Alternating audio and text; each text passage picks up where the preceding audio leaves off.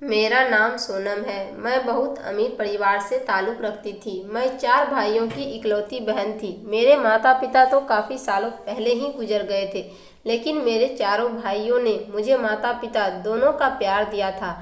मेरे भाइयों ने मुझे लाड प्यार से पाला था कि कभी मुझे किसी भी चीज़ की कमी होने नहीं देते थे। मैं जिस चीज़ की मांग करती वक्त से पहले ही मेरे पास मौजूद हो जाती थी। मैं गांव में रहने वाली मासूम सी लड़की थी। मेरे बड़े भैया गांव के सरपंच थे और 2 छोटे भाई विदेश पढ़ने के लिए गए हुए थे, जबकि मुझे पढ़ाई लिखाई का कोई शौक नहीं था और मेरे भैया गांव में ही डॉक्टर थे। मेरी ज़िंदगी बहुत अच्छी और खुशी खुशी गुजर रही थी। एक दिन मैंने अपने भैया से स्मार्टफोन की मांग की। अक्सर मैं लोगों को देखा करती थी, आजकल सभी के पास मोबाइल हैं, लड़का हो या लड़की, सब मोबाइल का इस्तेमाल कर रहे हैं। लोगों को देखकर मुझे भी मोबाइल चलाने की इच्छा होती थी, इसलिए मैंने अपने भैया से मोबाइल की डिमांड की। मेरे बड़े भैया ने फौरन ही मुझे नया स्मार्टफोन दिला दिया। नए मोबाइल देखकर मैं बहुत ज़्यादा खुश हो गई थी। मैंने सोशल मीडिया पर भी अपना अकाउंट बना लिया था। मैं अपनी अच्छी अच्छी फ़ोटो क्लिक किया करती थी। मैं बहुत ज़्यादा खूबसूरत थी। जब मैंने सोशल मीडिया पर अपना फ़ोटो अपलोड किया तो बहुत सारे कमेंट और लाइक्स आने लगे थे। लोग मुझे बहुत ज़्यादा पसंद करने लगे थे। एक दिन सोशल मीडिया पर मेरी बात एक नीतीश नाम के लड़के से हुई। वह लड़का बहुत ज़्यादा समझदार था।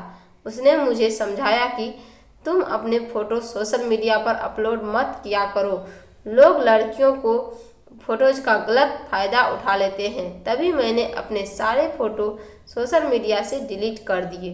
धीरे धीरे मेरी दोस्ती नीतीश से बढ़ने लगी और हम दोनों की दोस्ती देखते ही देखते कब प्यार में बदल गई, हमें पता ही नहीं चला।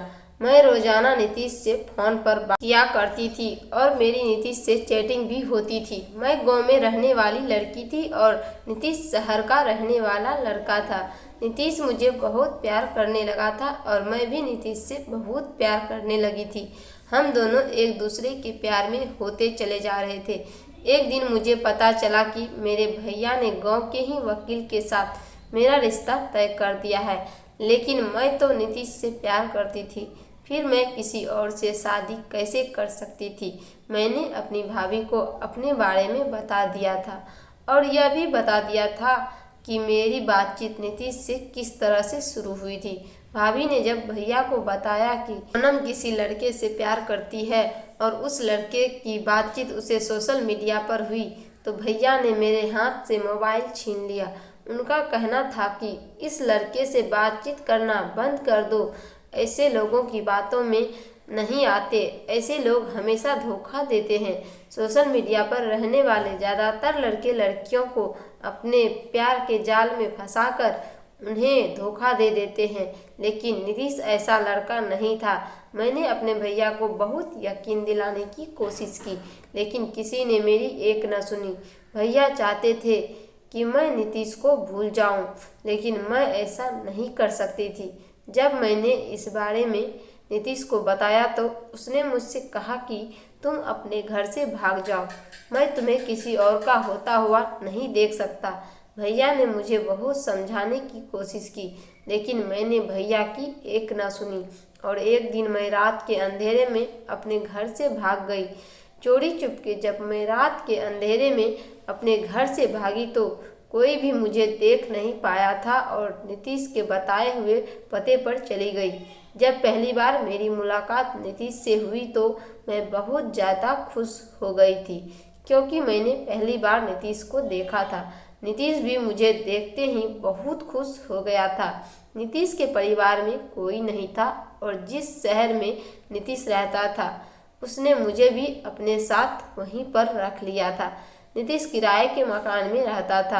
हम दोनों ने कोर्ट मैरिज कर ली। उसके बाद हम दोनों पति पत्नी बन गए और हमारी ज़िंदगी बहुत अच्छी गुजर रही थी।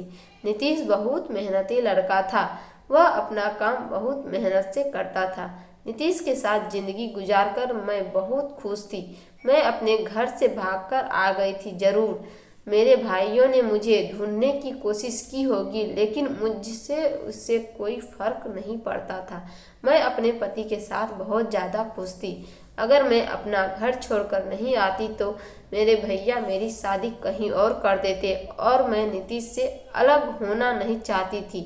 मुझे नीतीश से इतना ज़्यादा प्यार हो गया था कि मैं नीतीश के प्यार में दीवानी हो गई थी।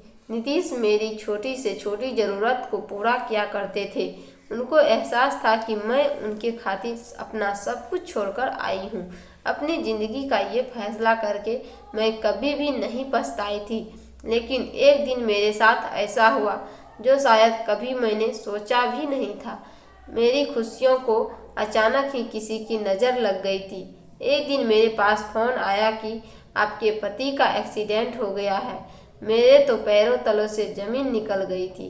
मैं भागते हुए अस्पताल गई तो मैंने देखा कि मेरे पति ने मौत को गले लगा लिया है। मेरे पति की जान चली गई थी। इसका मतलब मेरी तो सारी ज़िंदगी ही उजड़ गई थी, जिसकी खातिर मैं गांव से शहर आ गई थी। आज वो मुझे इस दुनिया में अकेला छोड़कर चला गया था। रो रो कर मेरा तो बुरा हाल हो गया था। मैंने अपने पति का अंतिम संस्कार किया।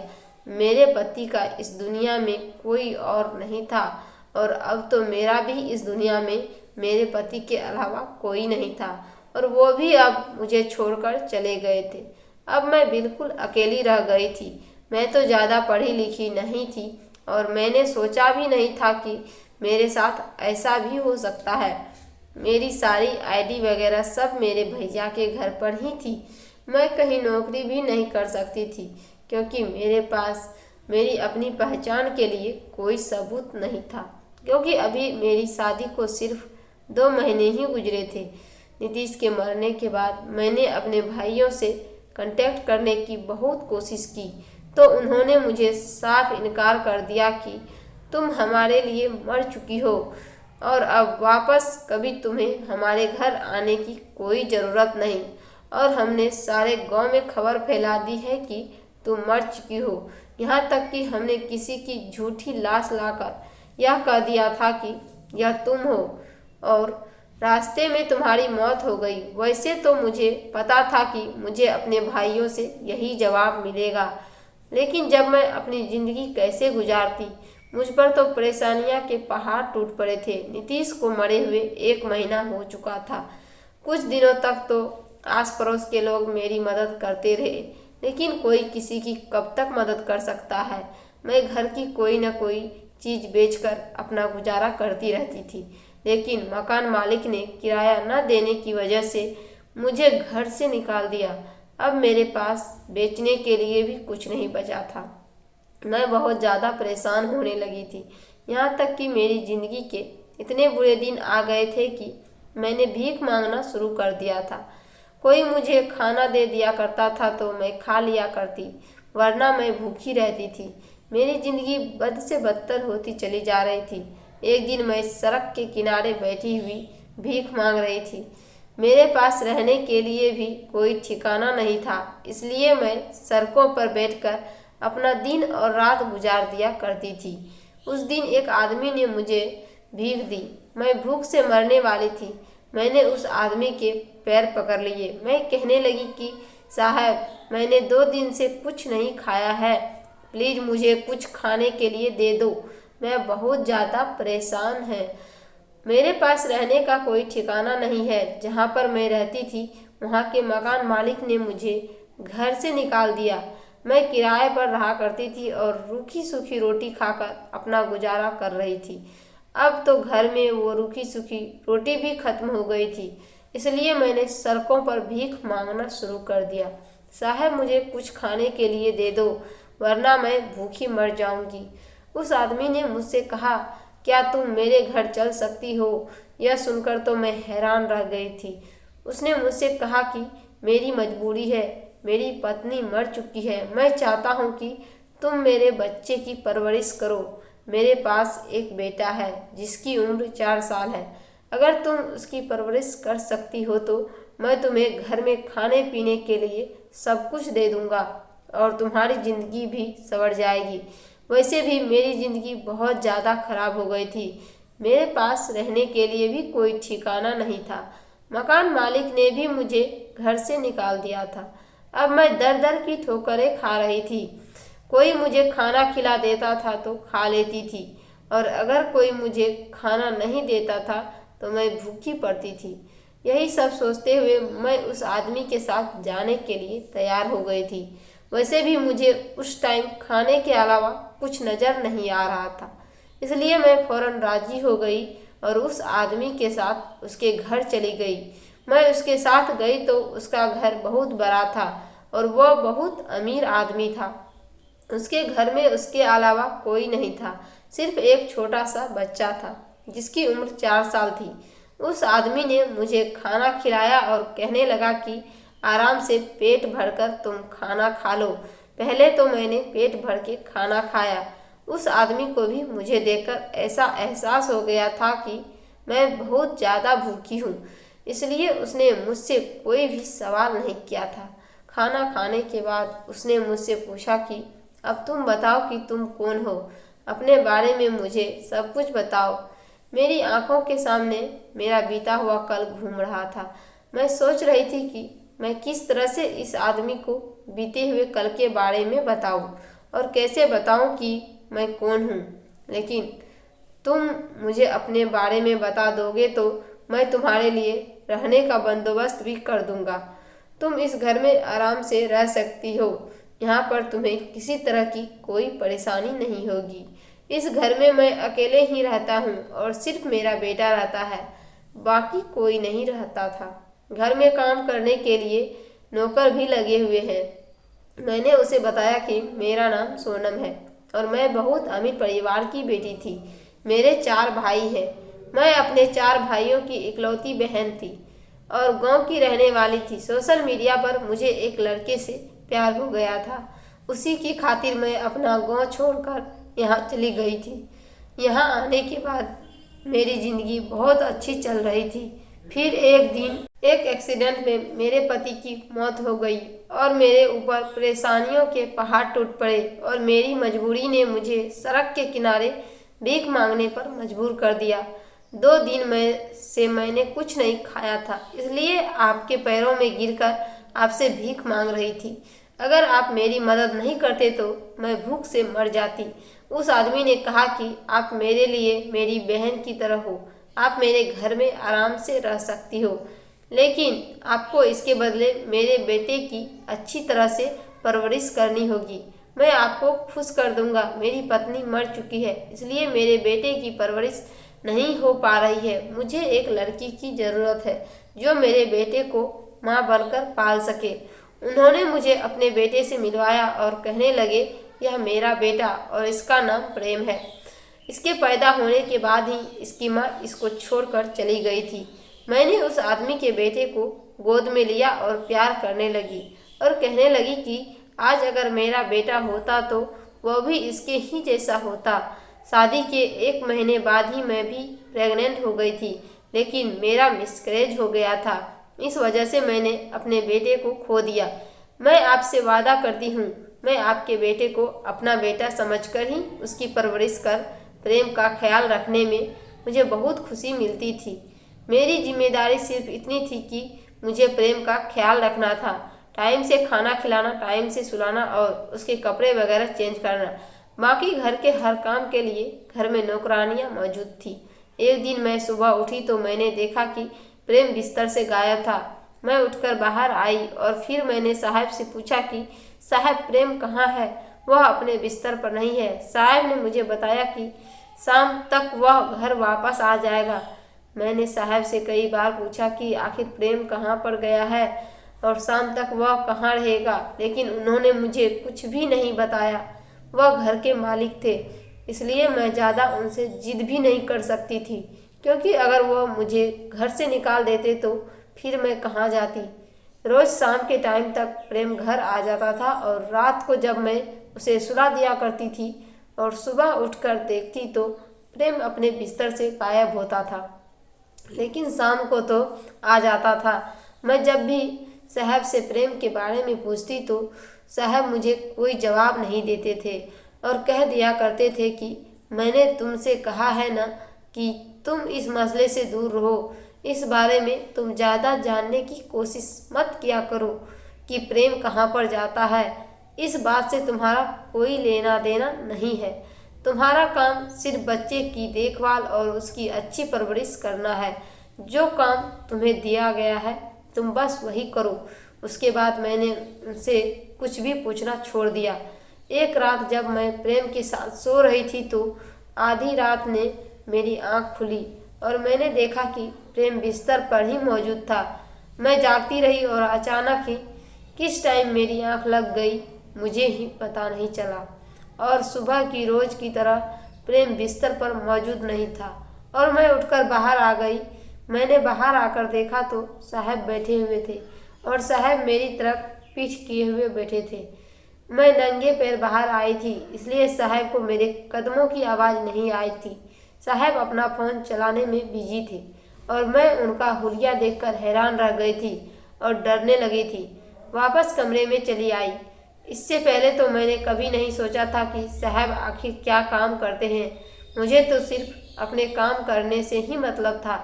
मुझे तो इस घर में हर चीज़ मिल रही थी इसलिए मैंने ज़्यादा इस बारे में सोचा नहीं था।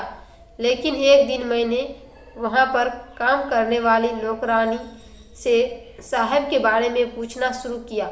उनसे पूछा कि आखिर साहब क्या काम करते हैं तो वहाँ की एक नौकरानी ने मुझे बताया कि साहब पुलिस इंस्पेक्टर है। यह सुनकर मैं हैरान रह गई थी कि मैं एक पुलिस वाले के घर में रह रही हूँ। मैंने सोचा कि तभी उन्होंने मेरी मदद की होगी। मैं ऐसा हो गई जैसे मुझे साहब के काम के बारे में कुछ पता ही नहीं। यह बात मैंने साहब को ज़ाहिर नहीं होने दी। अगर उन्हें पता चल जाता कि मैं उनके बारे में सब जान गई हूँ तो न जाने वह मेरे साथ क्या क्या करते। इसलिए मैं खामोश हो गई थी। एक दिन मैंने साहब की टेबल पर एक फाइल रखी हुई देखी। उस फाइल को उठाकर मैं अंदर कमरे में रखने जा रही थी। तभी अचानक प्रोफाइल मेरे हाथ से गिर गई और उसमें से बहुत सारे पेपर्स निकल गए।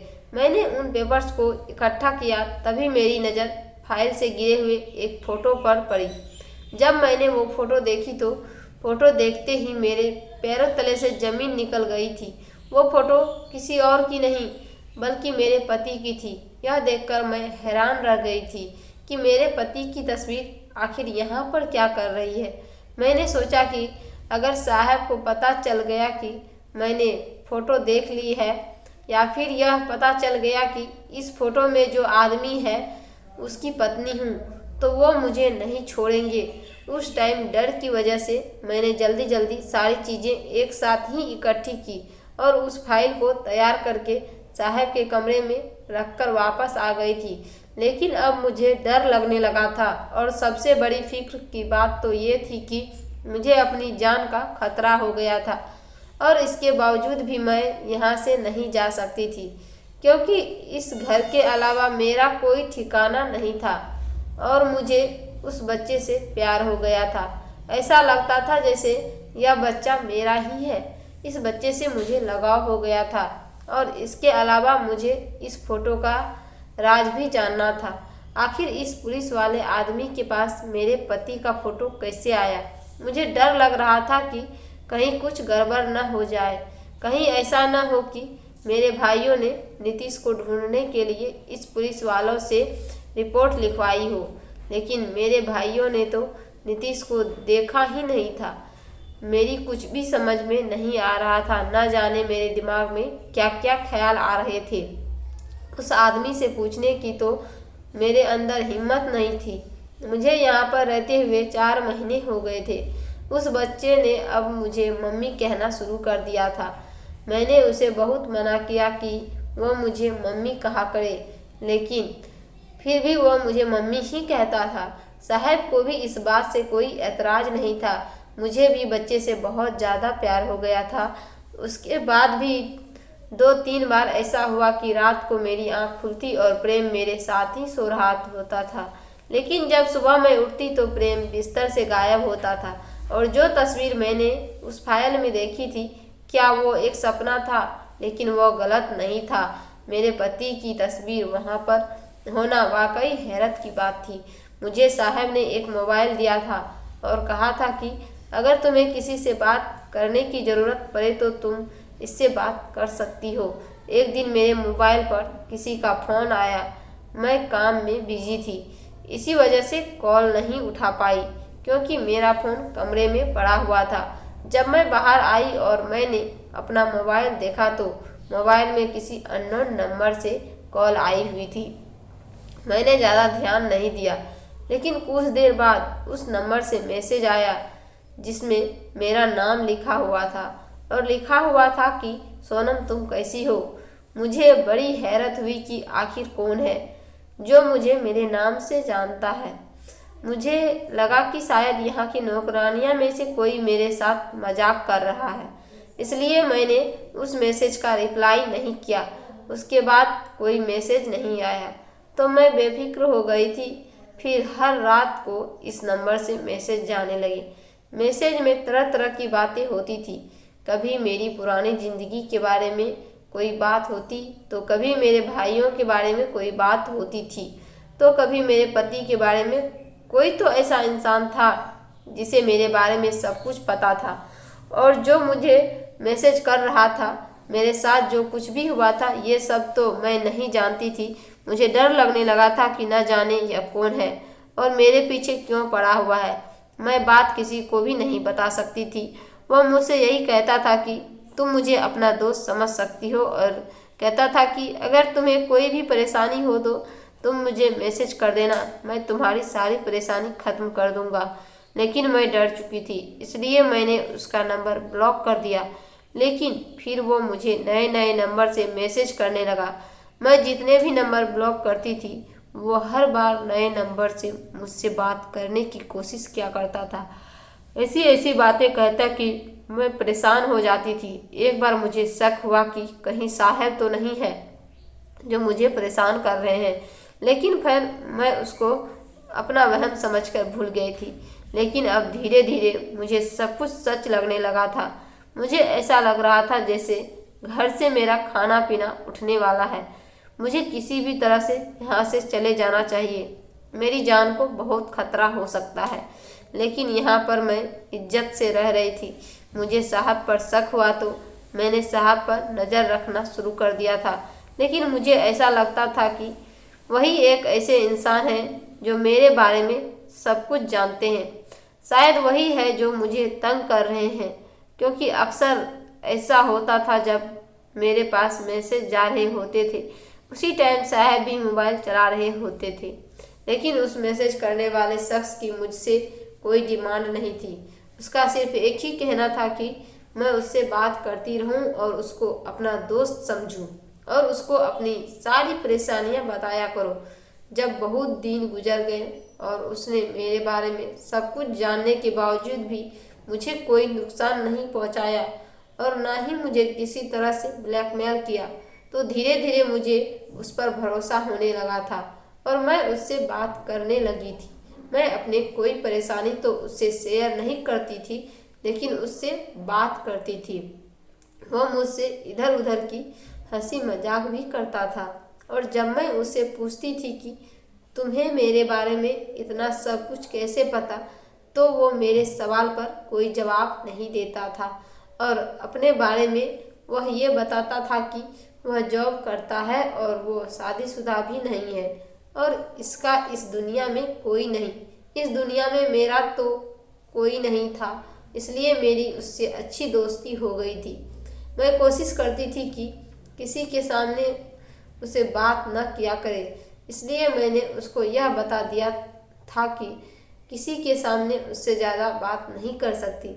इस बात पर उसने मुझसे कहा था कि कोई बात नहीं है, मैं इस बात का ख्याल रखूँगा और अब हम रात को ही बात क्या करेंगे। जब सब सो जाते थे तो रात को मैं देर तक उसे चैटिंग करती थी। देर रात तक चैटिंग करने की वजह से सुबह को मेरी नींद नहीं खुलती थी और जब मैं उठती थी तो प्रेम भी नहीं होता था। अब मुझे उससे बात करने की आदत हो चुकी थी। प्रेम के बारे में मैं उससे कुछ डिस्कस नहीं करना चाहती थी, क्योंकि यह मेरा रास्ता था और मैं इस घर का राज किसी के साथ शेयर नहीं कर सकती थी, क्योंकि मैं घर का नमक खा रही थी और वैसे भी वह कौन था, मैं उसको ज़्यादा तो नहीं जानती थी। पता नहीं जो कुछ उसने मुझे अपने बारे में बताया था, वो सच भी था या नहीं, इस बारे में तुम नहीं जानती थी। मेरे लिए बस तो वो एक टाइम पास बन चुका था। वैसे भी मैं सारा दिन अकेले बोर रहती थी। प्रेम भी शाम को ही घर लौटता था और घर के काम भी नौकर किया करते थे, इसलिए उससे बात करके मेरा टाइम पास हो जाता था। 2-3 दिन से वह काम कर रहा था कि वह मुझसे मिलना चाहता है, लेकिन मैं उससे मिलने के लिए तैयार नहीं थी, क्योंकि मैं घर से बाहर नहीं निकलती थी। उसका कहना था कि वह खुद मेरे घर मुझसे मिलने के लिए आएगा। मैंने उसकी बात को इग्नोर कर दिया, क्योंकि उसे नहीं पता था कि मैं कहाँ पर रहती हूँ। एक दिन शाम को प्रेम और साहब एक साथ घर में चलते हुए आए थे। साहब ने मुझसे कहा कि शाम के खाने को इंतजाम करो, क्योंकि मेरे बेस्ट फ्रेंड आज घर आ रहा है। मेरा फ्रेंड बहुत दिनों में मेरे घर आ रहा है, इसलिए मैं चाहता हूँ कि तुम अपने हाथ से उसके लिए टेस्टी खाना बनाकर तैयार करो। मैंने साहब से कहा कि ठीक है, मैं खाना बनाकर तैयार कर दूंगी। मैंने काफ़ी फ्री डिश तैयार की थी। 3 घंटे बाद ही बाहर से किसी के बोलने की आवाज़ आने लगी। मुझे लगा कि शायद मेहमान आ गए हैं। मैं अपने काम में इतनी बिजी हो गई थी कि उस फोन वाले लड़के को भी भूल गई थी। उसने कहा था कि वो मुझसे मिलने के लिए आएगा। खाना तैयार करने के बाद जब मैं किचन से बाहर निकली तो नीचे हॉल में बैठे हुए इंसान को देखकर मेरे पैरों तले से जमीन निकल गई। मैं तो देखती ही रह गई थी कि आखिर मेरे सामने कौन है। मैं दंग रह गई थी। मैं खुद को होश में लाने की कोशिश कर रही थी, लेकिन मुझे होश नहीं आ रहा था। कुछ देर के बाद मैं बेहोश हो गई थी और जब मुझे होश आया तो मैं अपने कमरे में बिस्तर पर लेटी हुई थी। साहब और वो इंसान मेरे बिस्तर के पास खड़ा हुआ था। वो इंसान कोई और नहीं बल्कि मेरा पति नीतीश था, जिसका क्रियाकर्म होते हुए मैं अपनी आंखों से देखा था। मैं तो दंग होकर नीतीश की तरफ देख रही थी। मुझे यकीन नहीं आ रहा था कि वो जिंदा और सही सलामत मेरे सामने खड़े हुए हैं। नीतीश भी मेरी तरफ गौर से देख रहे थे और उनकी आंखों में मुझे आंसू नजर आ रहे थे। नीतीश ने मुझसे कहा, सोनम, यकीन कर लो, मैं ही हूँ, तुम्हारा नीतीश, जो तुमसे बहुत प्यार करता है। देखो, मैं जिंदा हूँ। और यह कहते हुए वो मेरे पास बेड पर बैठ गए। मेरी आंखों में भी आंसू आ गए थे और मैं उनको छूकर देख रही थी। मुझे यकीन हो गया था कि वो सच में ही जिंदा है और मेरे सामने बैठे हैं। उनके गले से लगकर खूब रोने लगी। वह भी मुझसे लिपटकर खूब रो रहे थे।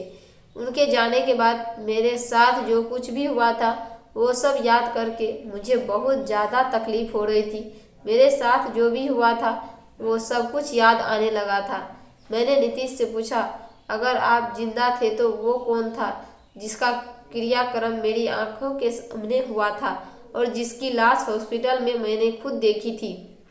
और मैंने नीतीश से कहा कि अगर आपको मालूम था कि आपका मेरे सिवा इस दुनिया में कोई नहीं, तो आप इतने महीनों तक मुझसे दूर क्यों रहे। मैं रोज चली जा रही थी और कहीं जा रही थी। नीतीश ने मुझसे कहा, क्योंकि मेरे पास बहुत सारे ऐसे राज हैं जिसको सुनकर तुम चाहोगी। आज मैं तुम्हें एक एक करके सारे राज बताना चाहता हूँ। सबसे पहले तो तुम जिस रॉन्ग नंबर वाले लड़के से बात कर रही थी वो कोई और नहीं बल्कि मैं ही हूँ। मैंने तुमसे कहा था कि मैं तुमसे मिलना चाहता हूँ और मैं तुम्हारे घर आकर ही तुमसे मिलूँगा। देखो, मैं यहाँ पर आ गया।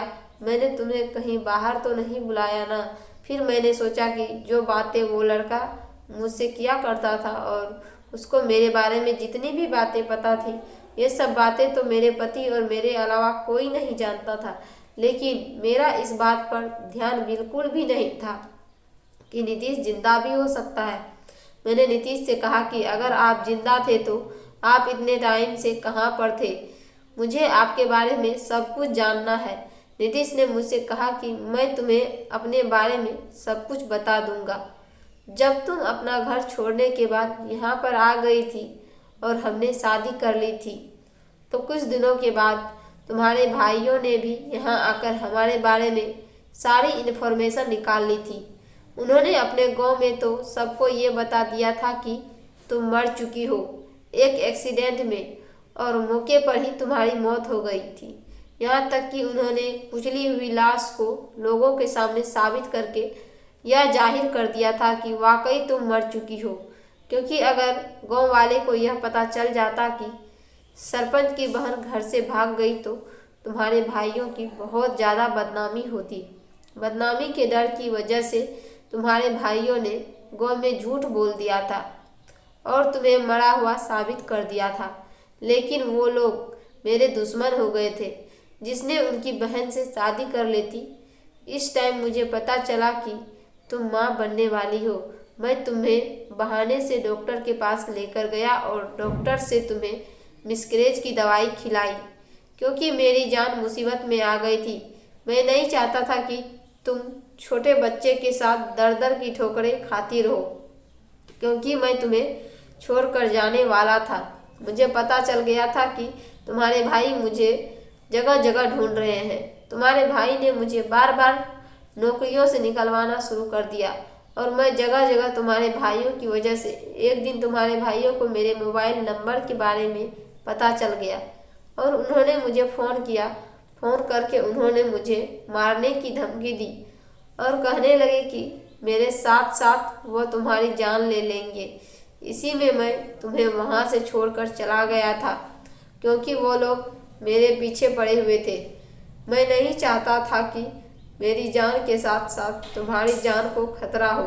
अगर वो लोग मुझे ढूंढ लेते तो वो मुझे मार देते, लेकिन अगर मेरे साथ वो तुम्हें भी ढूंढते तो तुम भी मारी जाती। मैं नहीं चाहता था कि वो लोग तुम्हें मार दे।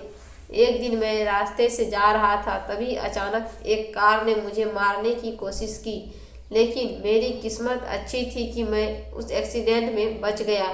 मेरी कार के सामने आने से पहले ही कोई दूसरा आदमी उस कार के सामने आ गया और तुम्हारे भाई की कार से उस आदमी का एक्सीडेंट हो गया और उसकी जान चली गई। तभी मौके पर मैं वहां से भाग निकला। तुम्हारे भैया जानबूझकर मुझे मारना चाहते थे। उसके बाद भी तुम्हारे भैया का मेरे पास फ़ोन आया और कहने लगे कि अगर तुम बच गए हो तो यह मत सोचना कि तुम हर बार बच जाओगे। जब तक हम तुम्हें मार नहीं देते हम सुकून से नहीं बैठेंगे। तुम्हारे परिवार वाले मेरी जान की दुश्मन बन गए थे। मेरे साथ पहले जो कुछ भी हुआ था, मुझे नौकरी से निकलवाया गया था और भी बहुत कुछ मेरे साथ हुआ। तब तक मुझे नहीं पता था कि तुम्हारे भाई हैं, लेकिन जब मेरे पास धमकी भरे फ़ोन आने लगे और कहा गया कि हम तुम्हारी जान लेना चाहते हैं, तब मैं समझ गया था कि तुम्हारे भैया ही हैं जो मेरे साथ ही सब कुछ कर रहे थे। जिसके घर में तुम रह रही हो, ये मेरा दोस्त है, यह मेरा बचपन का फ्रेंड है और यह पुलिस ऑफिसर है। मैंने उससे मदद मांगी और ये मेरी मदद करने के लिए तैयार हो गया। 1 महीने तक तो मैं अपनी जान छुड़ाने के लिए कहीं न कहीं भागता रहा, लेकिन फिर मुझे तुम्हारी फिक्र लगी हुई थी। मुझे पता था कि मेरा दोस्त अपने घर में अकेला रहता है, इसलिए मैंने कहा कि तुम किसी भी तरह से मेरी पत्नी को अपने घर ले जाओ और उसको अपने घर में जगह दे दो ताकि वह परेशान न हो। मेरे दोस्त अगर तुमसे कहता कि तुम मेरे घर चलो तो तुम उसके घर जाने के लिए इतनी आसानी से नहीं मानती। इसलिए उसने सोचा कि यह अपने बेटे प्रेम की परवरिश करने के लिए कहेगा तो तुम मान जाओगी और परेशानी की खातिर आसानी से तुम उसके घर पर जाकर रह लोगी। यहाँ पर तुम बिल्कुल सेफ थी और अब मेरी परेशानी खत्म हो गई थी। मेरे दोस्त ने तुम्हारे भाइयों को गिरफ्तार कर लिया जिन्होंने मुझ पर जानलेवा हमला किया और मुझे जान से मारने की धमकी दी थी। जब तक मैंने तुम्हारे भाइयों को पुलिस वाले के हवाले नहीं करवा दिया तब मैं तुम्हारा सामना नहीं कर सकता था। काफ़ी दिनों तक मेरे दोस्त ने मुझे जेल के ही कमरे में बंद कर दिया था, क्योंकि अगर मैं बाहर निकलता तो तुम्हारे भाई किसी न किसी तरह से मेरा पता निकाल ही लेते और मुझे जान से मार देते। और मेरे दोस्त ने जेल में मेरा बहुत ख्याल रखा और जब तक मेरे दोस्त ने तुम्हारे भाइयों को नहीं ढूंढ निकला तब तक उसने मुझे भी जेल से बाहर नहीं किया, क्योंकि मेरे लिए जेल ही ऐसा सेफ जगह था जहाँ पर मैं बिल्कुल महफूज था। अब तुम्हारे भाइयों को जेल हो गई और मैं तुम्हारे सामने आ गया हूँ। ये सब कुछ तुम्हारे भाइयों ने इसलिए किया था ताकि तुमने जो कदम उठाया था, लेकिन मेरी किस्मत अच्छी थी। मेरे दोस्त ने मुझे अपने ही पुलिस स्टेशन में जगह दे दी। मैंने नीतीश से कहा कि एक सवाल मेरे दिमाग में अभी भी घूम रहा है, आखिर वह सुबह होते ही कहाँ चला जाता था। भी साहब कहने लगे, मुझे माफ़ कर देना भाभी, वो मेरा बेटा है। मैं उसी की वजह से आपको यहाँ लेकर आया था। मेरी पत्नी नहीं है और मेरे बेटे को माँ की ज़रूरत थी, और मेरी पत्नी आपके आने से एक हफ्ता पहले ही मर गई थी। उसकी बहुत ज़्यादा तबीयत खराब थी और एक हफ्ते से उसने रोकर बुरा हाल कर लिया था, क्योंकि वह अपनी माँ के साथ ही सोता था। मैं जब आपको यहाँ पर लेकर आया था, मैंने सोचा कि पता नहीं मेरा बेटा आपको अपनी माँ समझेगा या नहीं। आप अगर उसे प्यार से सुलभ होगी तो वह सोएगा भी नहीं, लेकिन पहले ही दिन मेरा बेटा आपको अपनी माँ समझकर सो गया था। सुबह को मेरा बेटा बोर्डिंग स्कूल में जाता है और शाम को वापस लौटता है। मेरी पत्नी की तबीयत खराब रहती थी, इसी वजह से मैंने उसका ध्यान बटाने के लिए उसको बोर्डिंग स्कूल में डाल दिया था और मैं उसको रात को घर लेकर आ जाता था। सुबह होते ही मैं उसे स्कूल भेज दिया करता था, लेकिन आपने मेरे प्रेम का बहुत ख्याल रखा। मैं आपका एहसानमंद। नीतीश अपने दोस्त से कहने लगे, तुमने भी तो हमारा बहुत साथ दिया। तुम्हारी वजह से ही आज हम पति पत्नी एक दूसरे से मिल पाए हैं। अब हम दोनों अपनी ज़िंदगी में बहुत खुश हैं। मेरे पति की नौकरी लग गई है और हम साहब के घर में ही रहते हैं। साहब का कहना था कि मैं उनके बेटे की परवरिश ऐसे ही करूं जैसे मैं कर रही थी, क्योंकि प्रेम मुझसे बहुत ज़्यादा अटैच हो गया था और मैंने हमेशा प्रेम को माँ की तरह ही प्यार दिया था, इसलिए हम उन्हीं के घर में रहते थे। नीतीश का साथ दोबारा से पाकर बहुत ज़्यादा खुश हो गई थी। मेरी ज़िंदगी से सारी परेशानियाँ खत्म हो गई थी, लेकिन मेरे भाइयों ने जो किया था वो माफ़ करने लायक नहीं था। उनकी वजह से मुझे बहुत ज़्यादा परेशानी उठानी पड़ी थी। आज मेरे भाई जेल में है और अब उनकी सज़ा भी पूरी हो गई है। एक दिन मैं उनसे जेल में मिलने के लिए गई थी। भैया ने मुझसे माफ़ी मांगी और नीतीश से भी माफ़ी मांगने लगे। हमने उनको माफ़ कर दिया था। मैंने भैया से कहा, भैया मैं आपको एक शर्त पर माफ़ करूँगी, अब आप हमें जीने दो। हम अपने ज़िंदगी में बहुत खुश हैं, कभी आप हमारे ज़िंदगी में इंटरफेयर नहीं करेंगे। भैया ने भी कहा कि बस मैं तो अपनी बहन को खुश देखना चाहता था। नीतीश के साथ अगर तुम खुश हो तो मेरे लिए यही बहुत है। मेरी ज़िंदगी में अब सब कुछ ठीक हो गया है और मैं अपनी ज़िंदगी खुशी खुशी गुजार रही हूँ।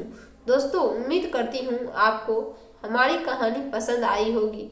कहानी पसंद आई है तो वीडियो को लाइक करें, चैनल पर नहीं है तो चैनल को सब्सक्राइब करें और हाँ, नोटिफिकेशन को ज़रूर दबाएं ताकि अगली अपडेट सबसे पहले आपको मिले।